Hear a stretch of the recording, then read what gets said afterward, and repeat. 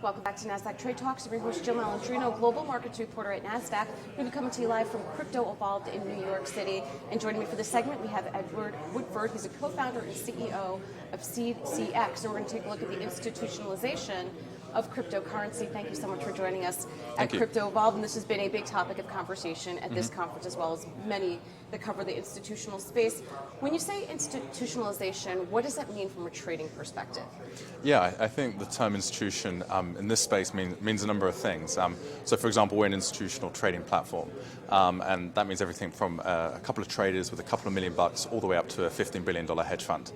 And I think when people think about institutions, they think about asset managers and pension funds and groups like that, and they point to groups that aren't yet in the space. And I think we're just following a natural adoption of groups coming into the space. You started off with proprietary trading firms first and family offices, just because of the fiduciary aspects that they have. They have more flexibility.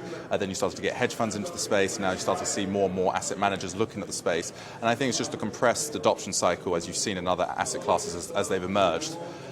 In terms of institutionalization, I think what people are talking about are basically the safeguards that exist in other markets, whether that be reliable technology, conflicts of interest being disclosed at the exchange level, things like that that really reduce the operational risk to as close to zero.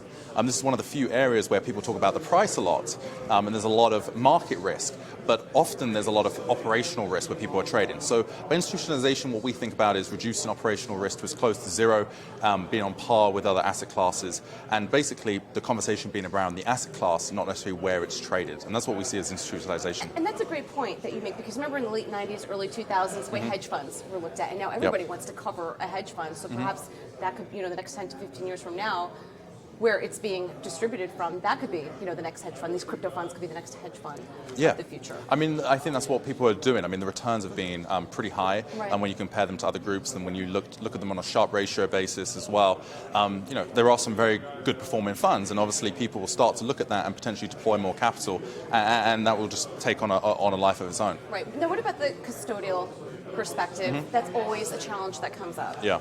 So I think what's really exciting is, for example, Fidelity coming into the space. The question that we often get, or the perspective, which is completely rational, is to say, so they say to me, Edward, you're the CEO of Seed. We think that your technology is really, really solid, but it doesn't necessarily matter.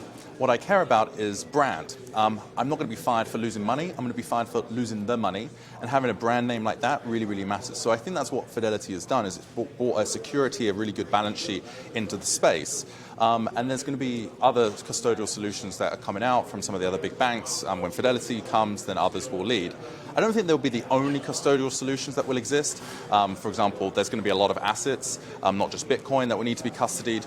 There's a lot of things going on around concepts such as staking, which there's a lot of work that needs to be done around that from a custodial perspective. So I think the custodial question has largely been answered with groups like Fidelity coming to the space from a brand recognition perspective. The security, I think, has been very refined from kind of other custodial perspectives. So I think that question has largely been resolved, and I think we're going to see a big wave of new large custodians coming into the space. All right, to wrap up here, the cost of execution.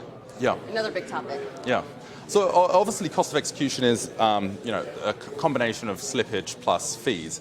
And there's a lot of people looking at the space as lots of price discrepancies. And I think that people often use the same paradigm that they look at other asset classes. I don't think that's necessarily the same way. There may be a price discrepancy. That doesn't necessarily mean that it's an arb, for example, and that you can get best execution. There's a lot of factors that go into it.